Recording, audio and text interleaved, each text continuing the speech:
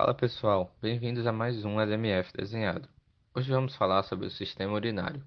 Iniciando pelo componente central desse sistema, que são os rins, eles estão localizados sobre a parede abdominal posterior no retroperitônio, com o rim esquerdo sendo mais elevado que o direito.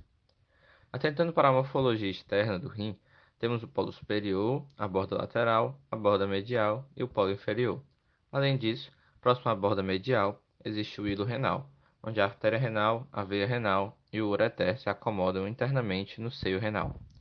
Internamente no rim, temos a cápsula renal, o córtex renal, as pirâmides renais e os cálices renais menores e os cálices renais maiores e a pelve renal.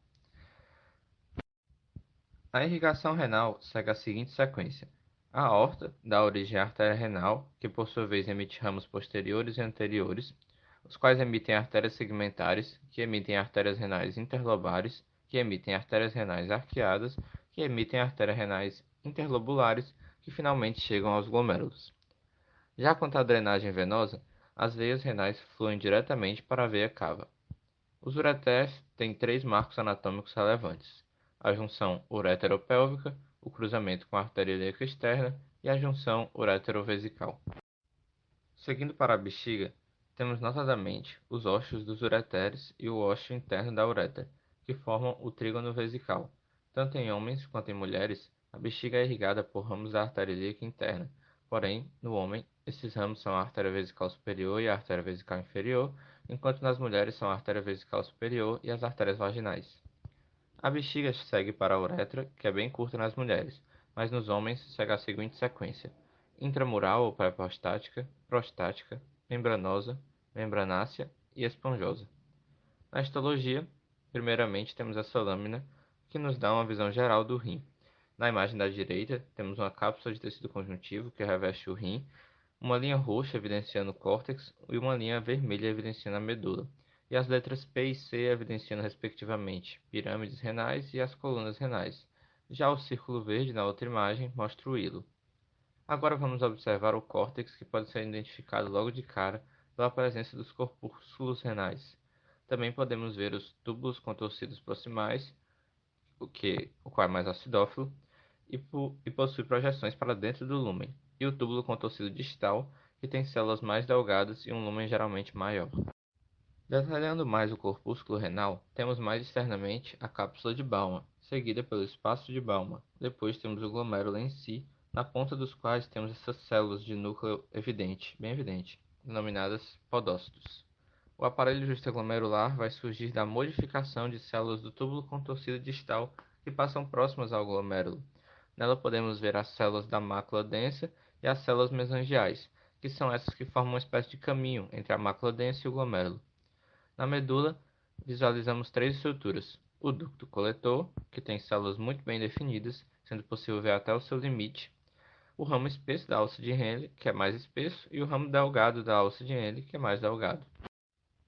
O ureter vai ter a seguinte sequência de camadas: uma mucosa composta de tecido epitelial estratificado de transição, chamada de urotélio, seguido de TCPD; depois, uma muscular composta de longitudinal interna, circular média e longitudinal externa, finalizando com uma serosa ou uma adventícia. Temos duas lâminas da bexiga. Em uma, ela está vazia, onde visualizamos bem suas pregas, e na outra, está cheia. Na mucosa da bexiga também temos urotélio. Aqui em particular podemos ver as chamadas células em raquete e tecido conjuntivo propriamente dito. Depois, uma muscular de camadas mal definidas, finalizando com uma serosa. Na uretra feminina, temos uma mucosa composta inicialmente de epitélio de transição, seguida por epitélio estratificado pavimentoso, depois uma muscular com camadas longitudinal interna e circular externa. A uretra masculina se divide em três porções: prostática, onde o epitélio ainda é de transição; membranosa, onde existe epitélio de transição e colunar; e esponjosa, onde é apenas colunar. O destaque dessa lâmina é que depois da mucosa, temos as trabéculas e os seios, onde se armazena sangue no momento da excitação. Passando para a radiologia, na radiografia simples podemos ver apenas a sombra renal e a bexiga. Porém, existe um outro método não muito usado atualmente, chamado de urografia escritura, na qual se injeta contraste iodado intravenoso no paciente, possibilitando a visão dos cálices renais, da pelve renal e dos ureteres. Utilizando a radiografia, existe ainda também a opção da uretrocistografia, para mulheres e crianças, que consiste na injeção de contraste iodado por uma sonda vesical. Já em homens e crianças com desenvolvimento puberal, faz-se a uretrocistografia retrógrada.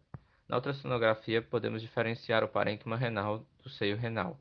Na tomografia, podemos ter uma visão completa do sistema urinário, principalmente quando é injetado contraste iodado. Podemos ver o parênquima renal, suas divisões em córtex e medula, e os vasos adjacentes ao rim e os ureteres. A ressonância magnética também pode ser feita, geralmente com contraste gadolínio, esperando que ele atinja a fase excretora e sendo geralmente mais utilizada para avaliar cistos e massas. Uma angiorressonância também é a opção para avaliar os vasos sanguíneos renais. O rim tem algumas variações anatômicas visíveis na radiologia que merecem destaque. A persistência da lobulação fetal, que normalmente pode ser encontrada até os 4 ou 5 anos, porém também é possível de ser vista em 5% dos pacientes adultos e não deve ser confundida com uma patologia.